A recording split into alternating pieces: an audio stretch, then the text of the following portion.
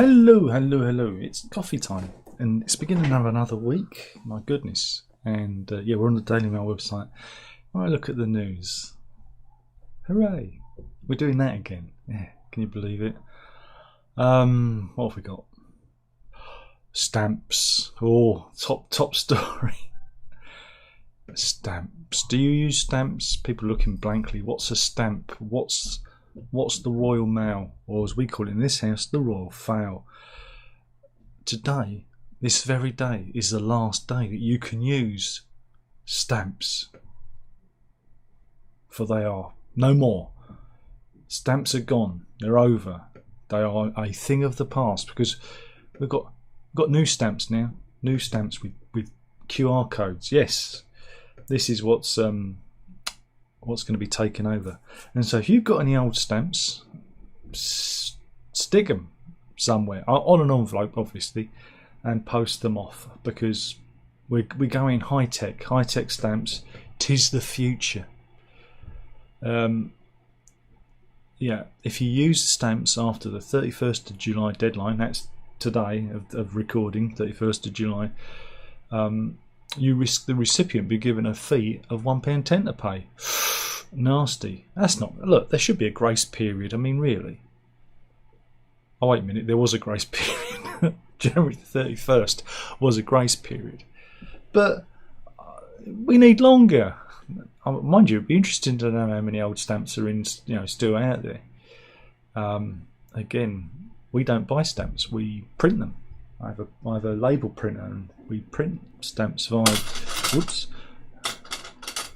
via the Royal Fowl website. So there you go. You can swap them as well. You can go to the if you've got a drawer full of unused old stamps, you can send them in. You can go to the Royal Mail stamp swap out scheme, print out a form and send it to Royal Mail, swap out, Talent's House, 21 South Giles Street, Edinburgh, EH12 9PB. I've always wanted to do that. I feel like I'm on one of those consumer helpline shows now. I feel like I'm Martin Lewis, but a lot poorer. So there you go, that was it. And these are and look, there's the first, second, and large. And that's a Christmas stamp. But Christmas stamps do not need to be swapped out, despite not having a barcode. Huh? Yeah. Christmas stamps or stamps with images do not need to be swapped out and still can be used. So you can, you can't, folks. You can, you can't. We are familiar with that. What else have we got? Debanking. Everyone's being debanked at the moment. It's a big story brought to the attention of Nigel Farage. Well, Gina Miller, his political opponent, same thing happened to her. So that's interesting. Two people on opposite sides of the whole Brexit thing, both debanked. And again, if you believe in free speech and democracy, both have a right to a bank account. Again, we tread that fine line of Coots and whatever being a private company, but when it comes to banking, why did Coots take on? If Farage was a controversial character, why did they take him on in the first place? But anyway, debanking is the big thing,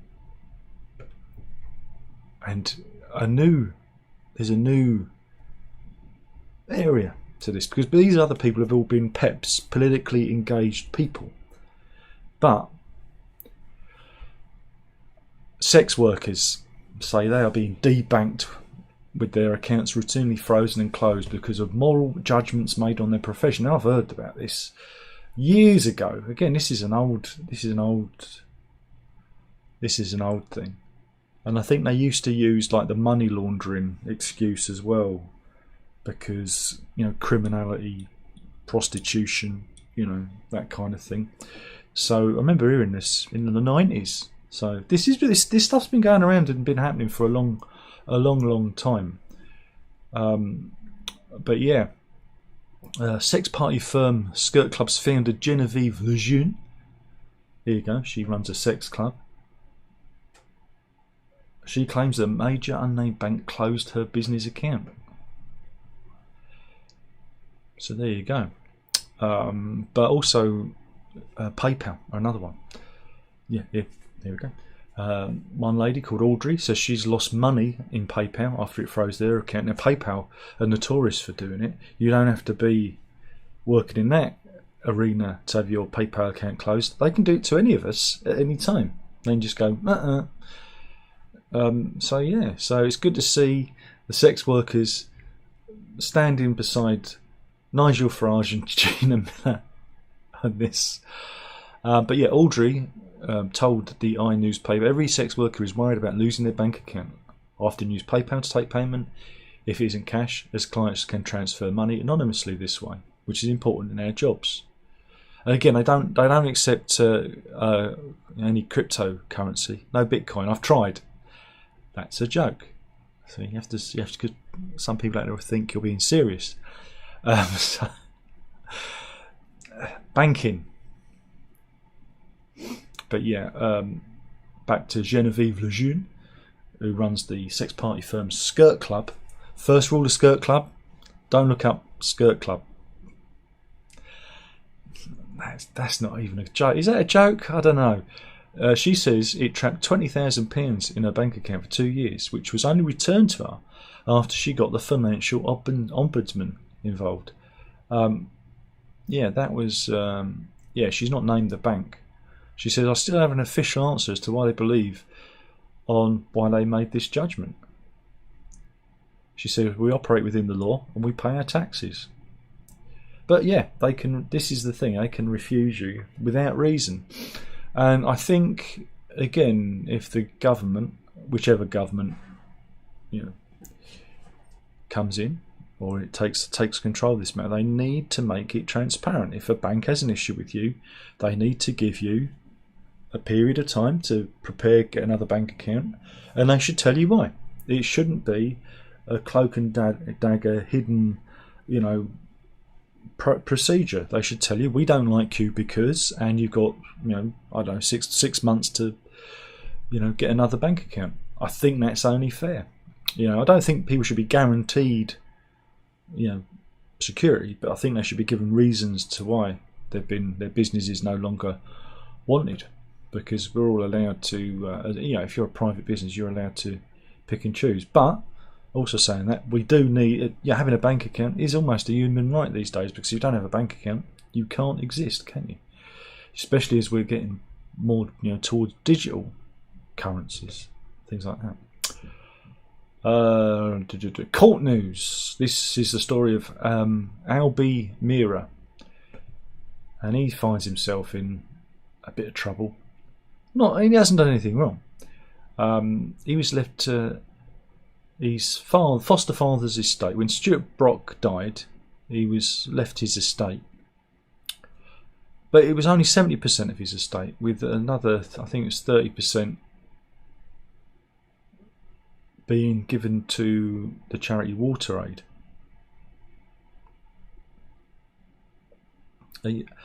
But he inherited the entire fortune. But hasn't been, paying his bit to Water Aid, because that's in the that was in the will. But it looks like he's going to lose his £1 million family home in Brixton, which he inherited from his foster father. But he's also got 2 London flats worth £500,000. Here he is. Now he knew what the rules of the will were. He knew that, and he had enough financial liquidity to meet his obligation, didn't he? Because he could have sold one of the properties. And this goes back to 2018 when his foster father died. That's the property that he could end up losing. Now he could lose all of it because he hasn't paid. Yeah, lawyers for the charity told Judge Master Catherine McQuail that Mr. Mira, as executor and personal representative of his foster father's estate, had failed to pay them any money in the last 5 years despite numerous requests, and the judge has now made an order removing him as executor and personal representative, directing that the house and other property be transferred out of his ownership and handed him a £52,000 court bill. Mr. Mira told the judge he couldn't afford to pay this, saying he'd lost his job as manager of a drilling company and he'd been struggling to meet the mortgage payments on the 2 remaining family properties. So yeah, the net value of the estate was worth £1.1 million, and again, since that period, it would have increased. But yeah, one of the properties has been sold, and £80,000 of the proceeds have been held by the solicitors. So yeah, it looks like he could lose everything. Yeah, 4 years have passed since the grant of probate, and WaterAid has received nothing. Yeah.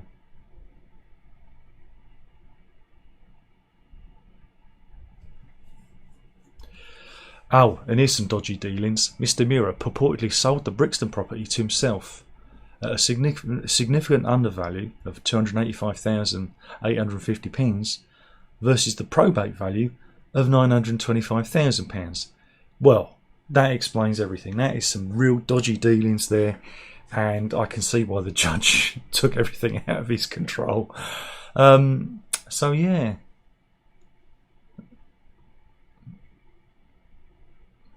So there you go. If you're the executor of a will, you have to take it incredibly seriously.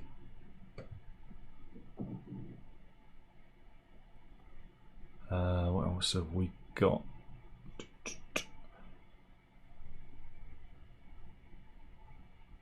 Are you a paddleboarder?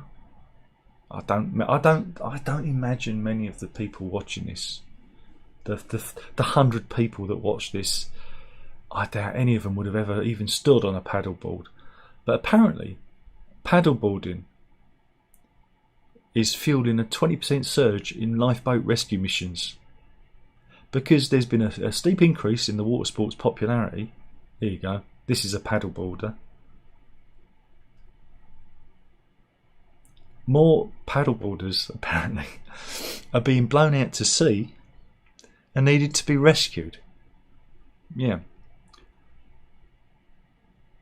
A spokesman for the RNLI said the number of people in the UK and Ireland whose lives were saved by crews while kayaking or canoeing more than doubled last year. So yeah, it's not just paddleboarding, it's canoeing and kayaking as well. So yeah, the charity has joined forces with British Canoeing to encourage those using kayaks, canoes and paddleboards to make safety a priority. So don't get blown out to sea.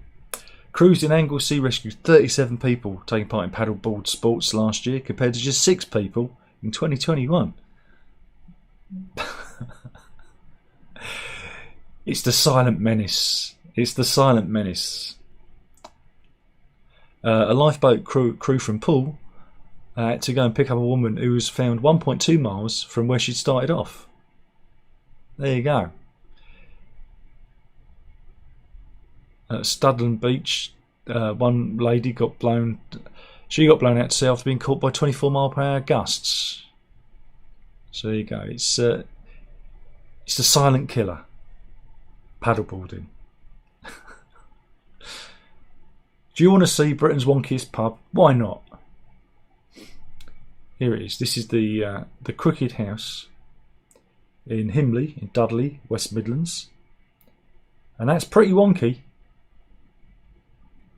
But it was owned by the Marston's brewery chain, and it's up for sale, and it's no longer going to be a pub. It's been sold, unfortunately. Oh, that's a shame. Yeah, it's been traded for 192 years, and it's been sold by a private buyer for alternative use. But yeah, customers were informed via Facebook that the iconic pub has been flogged to a private buyer.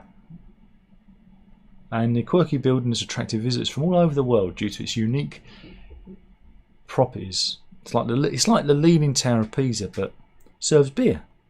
It's not bad, that. It was famed for being a place where coins and marbles rolled uphill along the bar. I mean, that is some great architecture. It's mind-bending stuff, that is. It's like, whoa. It was originally built in 1765 as a farmhouse, and it really does bend the mind looking at that. Mrs. is saying it's like Ned Flanders' house. A Simpsons reference. Have I guessed what you said? Yeah. And yeah, so mind you, I reckon someone's probably just bought it probably as a family home. I reckon that is a great window.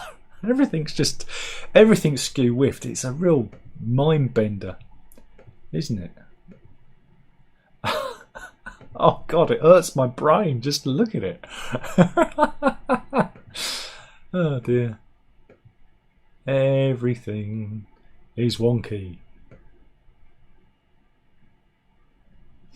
Oh dear. So there you go. No longer going to be a pub. It's a shame that. A lot of pubs going. Mind you, the old pub round here, it used to be called the Clydesdale. Someone set it on fire. Set it on fire on Saturday.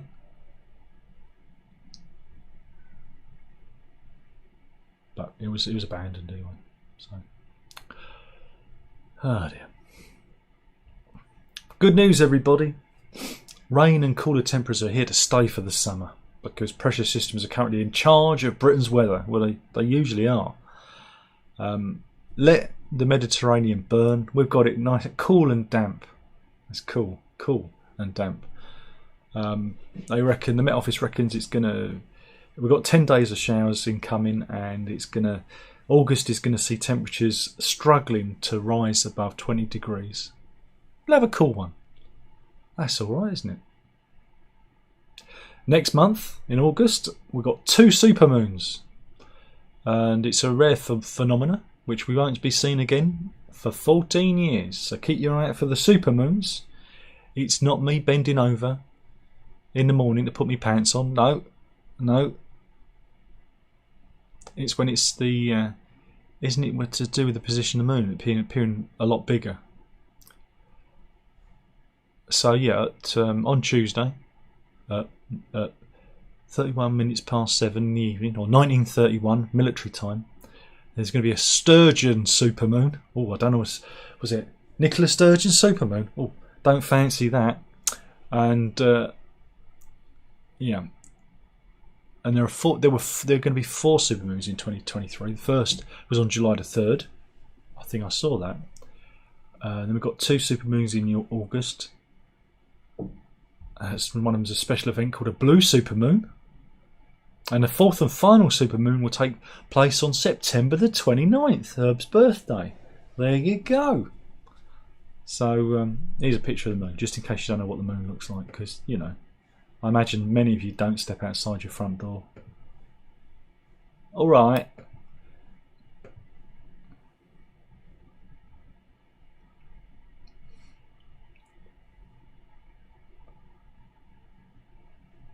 Oh, animal cruelty story. Oh, I don't want to do that. But I'll talk about it. This is I'm not going to say what he did because he was horrible to a cat. But Lewis Hudson, here he is. He's a scum-sucking toad. Here you go. We can say that the 23-year-old did a horrible thing to a cat. And he's got one of the longest sentences for animal cruelty. Yeah, he was jailed for 27 months last week and given a lifetime ban on pet ownership. It's a shame he wasn't jailed for life, really, because these people are dangerous. Because if they can do that to animals, they can do it to you or me. But yeah, it's Lewis Hudson, who is awful. From Liverpool. Yeah, from Netherley in Liverpool. So, residents of Netherley in Liverpool, make his life miserable, will you? Thank you.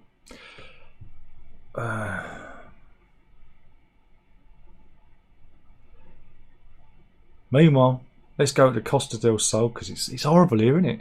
But ain't much better there. Why? Because here's a load of people queuing for sun loungers. Nah, it's not a good look, is it? It's not a good look. Bit sad, that. Meanwhile, the Bibby Stockholm. Let's go to the Bibby Stockholm. Do you know what the Bibby Stockholm is? It's that floating barge we're going to put the asylum seekers on. Here it is. It looks lovely. It looks lovely. But experts are warning it could be a floating Grenfell. Yeah, of course it will. There are fire safety concerns.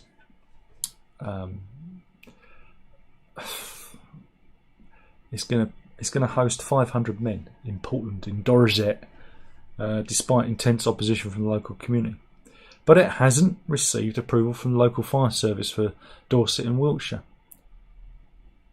Fire safety checks last week revealed that there are fire safety concerns, according to local authority whistleblowers who spoke to the Times. And they're claiming it could be a floating Grenfell due to the lack of fire safety protocols involved. Again, when you're putting that amount of people in an environment like that, it's not going to be good. It's not going to be good. So it'll all end in tears. Meanwhile, this is the story of Sue Arnold, and she's an ex-police chief. Let's have a look at her.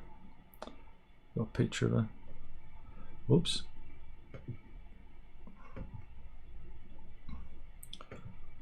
Here she is,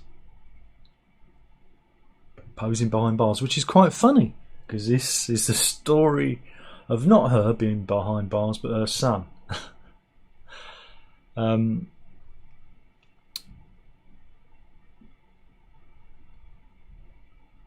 Her son, Jonathan Arnold. He was jailed for 23 years, and he was labelled, kingpin of a £135 million drug smuggling operation in Birmingham. There's even footage of him being arrested. There you go. And here he is doing the old drug smuggler thing, flashing his Rolex. It's not in shot, but she said he's not a drug kingpin. He's not. He's just a naughty boy. No. He was accused of. Well, he was actually found guilty of smuggling £135 million of cocaine and heroin into the UK. But she says he was wrongly portrayed as a drug lord and denied that he splashed money out on Ferraris, watches, and new teeth. New teeth. Forget the Ferrari, the Nashers. You can tell I'm not a drugs kingpin. The West Midlands Police said Jonathan Arnold, who went to prestigious Repton private school attended by Roald Dahl and Jeremy Clarkson, not at the same time, was the head of the crime group and used a furniture removal business as a front for a colossal amount of drugs being smuggled in from Colombia. And he had a lavish lifestyle featuring trips to Dubai, Ferraris, expensive Rolex, and even new teeth. That's an awful lot of furniture he was moving. An awful lot of furniture. But he admitted in court he was involved in conspiracy to supply 1,477 kilos of cocaine with a street value of approximately £118 million. And the drugs were inside pallets of bananas. That's bananas! No, it's cocaine. But his mother, once a deputy police and crime commissioner in Staffordshire, who once vowed to make offenders take personal responsibility for their unacceptable behaviour, said that her son had fallen in with the wrong crowd and insisted he's not a drug lord and his removal company was a legitimate business. Yeah, it legitimately imported cocaine inside boxes of bananas. Dear. Oh dear. Mind you, here's a picture in those new teeth. They're quite nice. I must admit, those Nashers, that's a smile, isn't it? Let's hope he doesn't get them knocked out in prison, eh? He's just misunderstood. He's just misunderstood. And here's some of the drugs. It nearly 2 tons of cocaine, heroin, and ketamine. It was industrious, industrious. See, this is where we're going wrong, missus. We want to get a furniture business.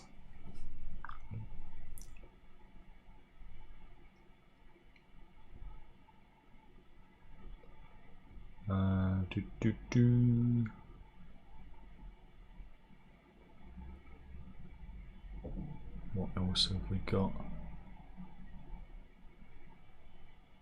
Oh, this is an odd court news. This is an odd one. This is the story of Alex Craig and Francis Craig, their father and son. Alex is 36, his father is 79.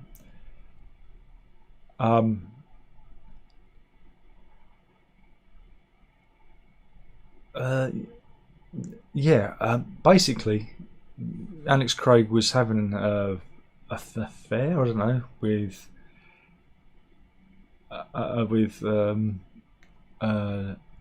Luana Doherty, and she refused to have sex with him. So he called his dad. He said, "Dad, Luana won't have sex with me." And so the old man turned up and threatened to kill Miss Doherty's 16-year-old daughter Carly. He pulled her hair and threw her to the ground and screamed at her. Yeah. So yeah, the daughter and mother both attacked. Yeah. And they also attacked Carly's boyfriend, Finn McBride, by throwing a bicycle, pool balls, and an electric fan at him. When police later arrested father and son, they both claimed they'd be acting in self-defence. Here they are. All because she refused to have sex with him. My goodness. And it all kicked off. This was at a house in Frodsham in Cheshire. Here they are together in better times.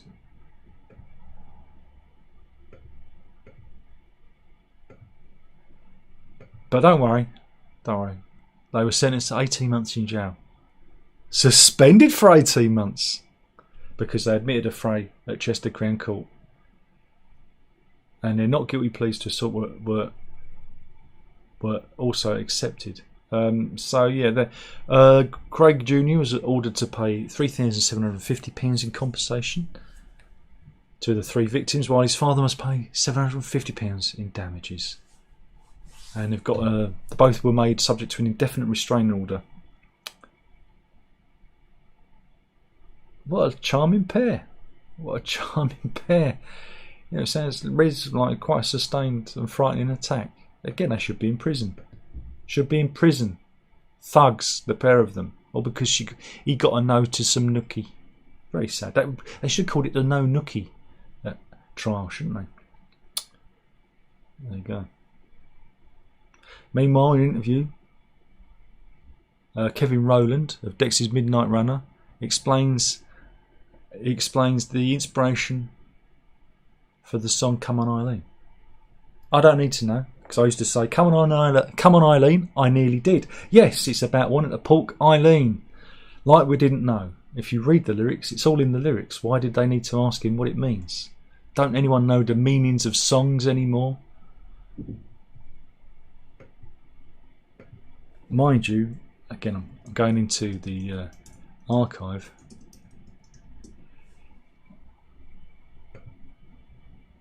Who remembers having their mind completely warped by the cover of the My Beauty album with Kevin Rowland? Do you remember that?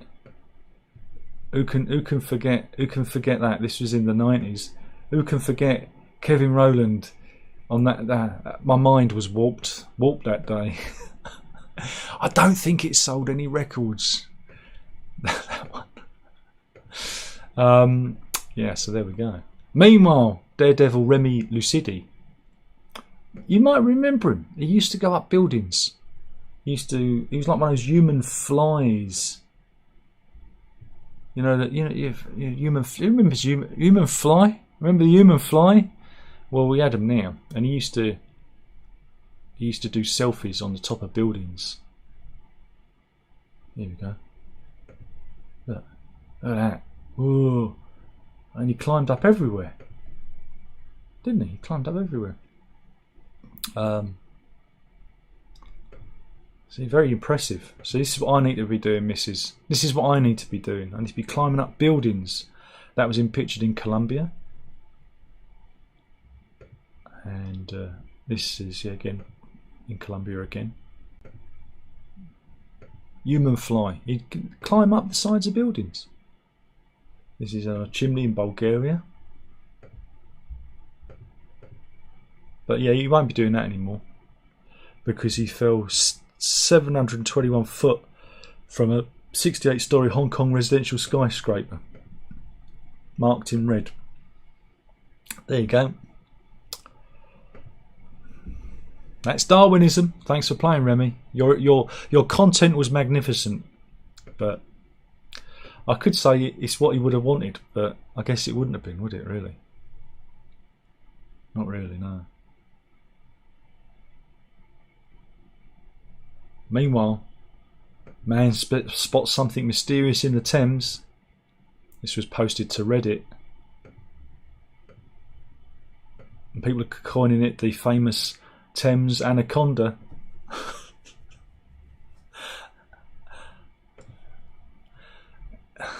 It could be anything. It could be a blob of crap with a marble balanced on it.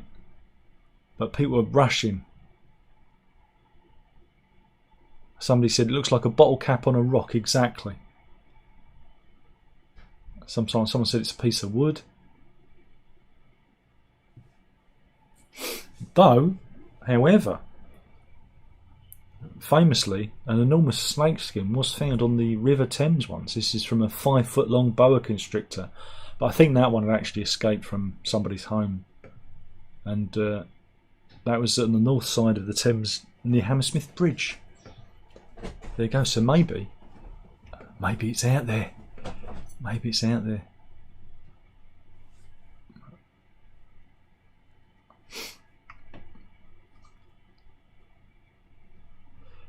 Questionable tattoos or tattoo fouls, I guess you could call it. This is from Bored Panda. So the Daily Mail has stolen it from Bored Panda, which I guess is a website, and I'm stealing it. I'm stealing it from them. Now this one I think is genius. This is so you can have a little nap if someone's boring you. Let's say you're at a lecture or someone is telling you about their holidays. You can close your eyes and have a little nap. I think that one's genius, don't you? Never ever show arse crack again, because look, you've got your underpants there.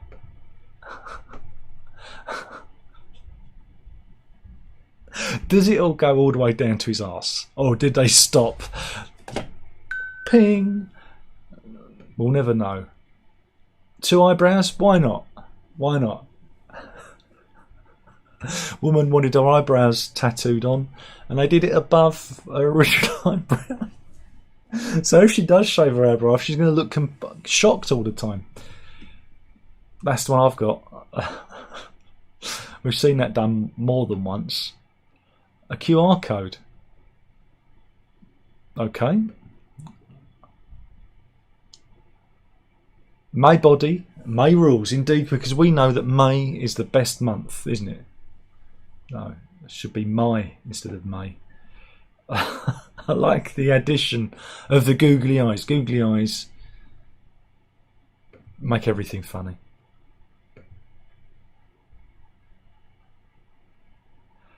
Again, best friends are therapists, but the way they've written it looks like best friends are the rapists. Remember, you can't spell therapist without rapist. And yeah, I think we can all agree that that's just bad. That's just bad. That was a man allowed his neighbour to practice on him. Yeah, okay. I like that. That's a scary lion.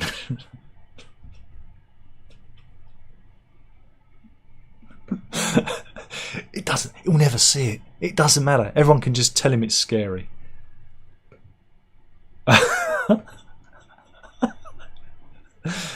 Is that supposed to be a wolf or a dog? I can't tell. Monster Energy drink logo on his chin. Looks like he's constantly dribbling from a distance. And that's the end of that. Well, I think we had to. That wasted a few minutes, didn't it? Oy, oy, oy, oy.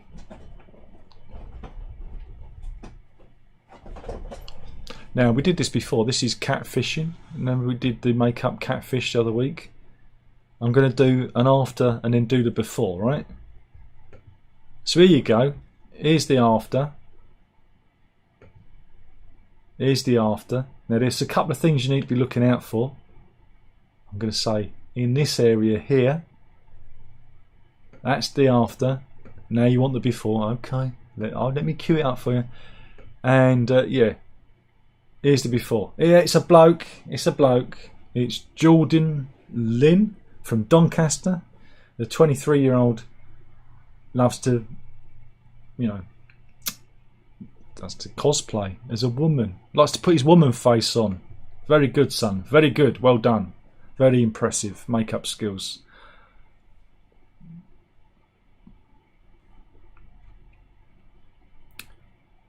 That's today's. Oh, I should really do. But I've got another story. I've got quite a few stories actually. That I put in the funny folder. Let me have a look. Because we're getting towards the end, aren't we?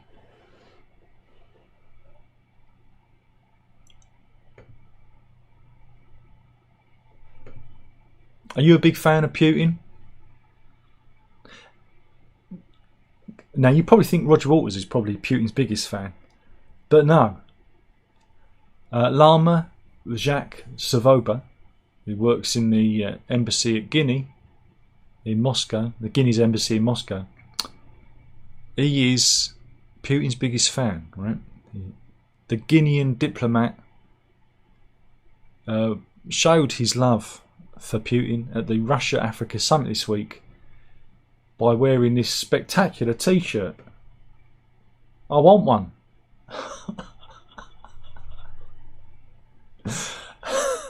Put it on Etsy. He's a big fan. He's a big fan of Putin. Meanwhile, we covered this fella last week. Ann Coombs. Because he was at a hotel. He was at a hotel, the Mercure Hotel in Sheffield, and they gave him unisex keys instead of women's keys because, you know, he's a bloke who likes to slip on the dress or skirt in this instance. And they said, no, Alan, you can use the unisex facilities, Anne. And but it's come out that Anne, who's a fine picture of a lady, has actually changed. Has actually caused British Swimming to change their rules. Right? Yeah. British Swimming have changed their guidance on changing room access after parents raised concerns after Ann Coombs used the women's changing rooms at a competition as a walk-through, whilst young girls and women were getting changed. He was volunteering at the British Summer Championships held at the Ponds Forge International Sports Centre in Sheffield. Here it is. Here it was going on. Look at that. Impressive. And he was volunteering there, but he kept using the female changing rooms as a walk-through. Right? The 65-year-old kept going through, and this led naturally to an outcry from parents, and so British Swimming has changed its guidelines to ban any officials or volunteers using changing room area as a walk-through. Again, why would they need to do that? You know, there's usually other ways of getting to the outside in, you know, on a swimming pool. You don't need to go through the changing rooms. Come on, Alan. And so we can all say that Anne is a dirty old git. Dirty old git. Dirty old git. Dirty old git. And you got caught out, son. You got caught out. And it's caused British Swimming to change their rules. Well done, you dirty old bastard. And that's what happens. And all it does is make people who are suffering from genuine gender dysphoria, you know, look bad. Don't need to do it. Didn't need to do it. And British Swimming have changed their entire policy because of him. Funny how these stories stack up, isn't it? Meanwhile, we'll change tack. We'll do some animal news. Yeah. This is the story of you, the manatee. Here he is. Any a lovely boy. But he passed away recently. He did. Here he is being fed. And he died. Why did he die? Why? Tell us. Well, he was at the Moat Marine Laboratory and Aquarium in Sarasota, and he died on April the 29th after high intensity sex session with his brother Buffett.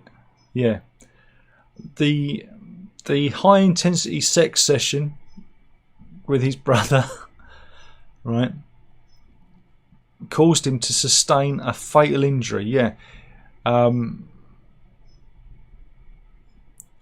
The aquarium staff said it have observed the pair engaging in natural yet increased mating behaviour, but then they found blood in Yu's colon before he was found unresponsive in the bottom of the pool. When he was examined, the frenzied okey pokey resulted in Yu sustaining a 14.5 centimetre rip in his colon, which killed him. But yeah, according to the aquarium, behaviour like this has been well documented in manatees, both in managed care and in the wild. But obviously, it killed him. Poor Yu. What are Yu going to do? There you go. So there you go. That's the Moat Marine Aquarium. Poor Yu. That's not good. It's not good, is it? It's not good. But don't worry, we're going to end today with sometimes the ball wins, because there's a lot of that going on at the moment because in Spain they're doing the running of the bulls, and this is the holiday town of Javier in the Costa Blanca, and it's the Gata de Gorgos is the market town. Huh? Market town Gorgos. Oh, sorry.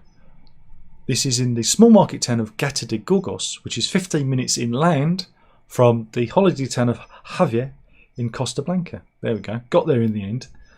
And yeah, it's quite good, because what happens is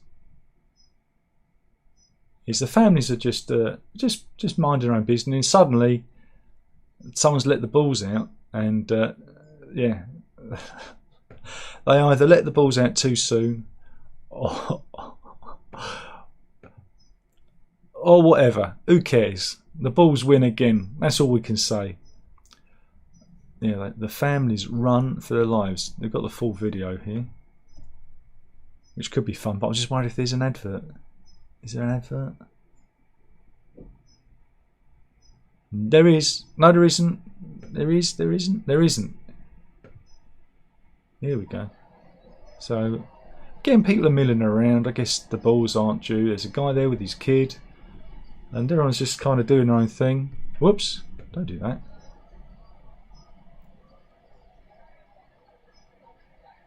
And yeah, I guess they must have let the bulls out early, and then all of a sudden, it's chaos. Ah, it's great. I want more of this. Look at them run. Here they come. It's that last fella. But yeah, it's a wicked practice, and there you go. And that was the news today. Shall we have a look, see who's in the chat? I don't know if they're in. Everyone's on their holidays. Everyone's in the Mediterranean. I warned them not to go. They wouldn't listen to me. 9 people in. Gareth's in. He says morning. Jamie says afternoon. Not watched live in a long time. Off sick. Sinus is blocked. Anyway, agree he's awful. Hopefully he gets his just desserts. Indeed. And Bondi says, until you lean back, I thought you was wearing an AC/DC shirt. Absolutely not. Absolutely not. I got this in a Genesis sale, a distressed Genesis t-shirt, because it was cheap, because I like cheap. And that's it. That is the end. Thank you for watching. Killing the channel one video at a time. That was the news. You know you've got to drink it out. Ta-ta.